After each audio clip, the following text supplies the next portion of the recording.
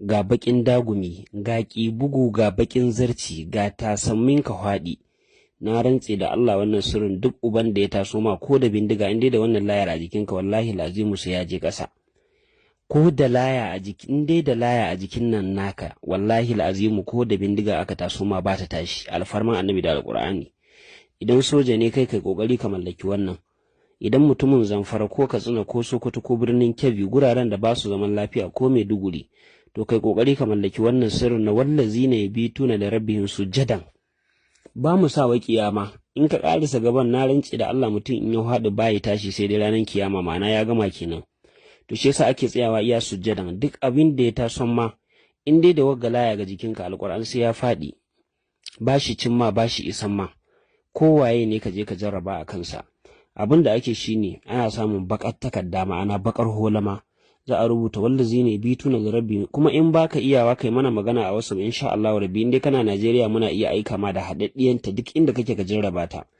Wallahi al'azimu wannan in ka ɗaura ta ko ga bindiga wallahi al'azimu bindigan ba ta tashi. Bijahi sayyidina rasulullah ka ɗaura layar ga itaciya ka harbi itaciyar da wanga bindiga ko wani danko ko wani abu wallahi al'azimu baka samun wannan abu. Mujarrabin ne, kuma yanzu haka da nake muku wannan bayani mun dawo daga waga bayani da yanzu nan mu dawo daga jarraba wannan sirri na wallazina yabituna li rabbihim sujadan. Na rantse da Allah ko aljani bai isa ya hauran ma ba inda da wanga a jikinka.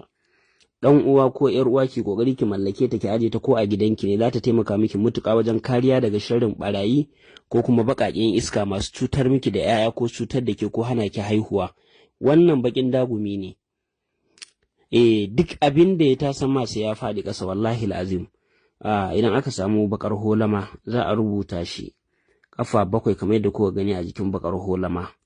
Bayan an rubuta za a nade, za a je a siyo ruhul jinnu, wani turare da muke cewa ruhul jinnu, ko kuma ka samu dafa'ul jinnu. Sai ka sami kutumbut ma'ana abin sosa kunnin nan, dan tsinken nan kar ka sa hannunka kar ki sa hannunki, don turaren ga wallahi la'azimu in a matsayinki ta mace ko wani mai karamin dafa'i in ka ɗebe shi da hannun ga wallahi la'azimu in ka mari mutum ba shi tashi, kuma sai ya ga wuta, kuma sai ya haɗu da iska. To wannan turare shi kansa bala'i ne, ba a taɓa shi da hannu.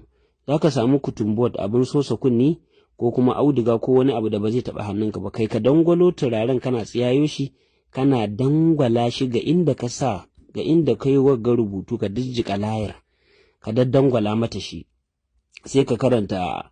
Bayan ka gama za ka naɗe ta ka samu baƙin zare ka ɗaure sai ka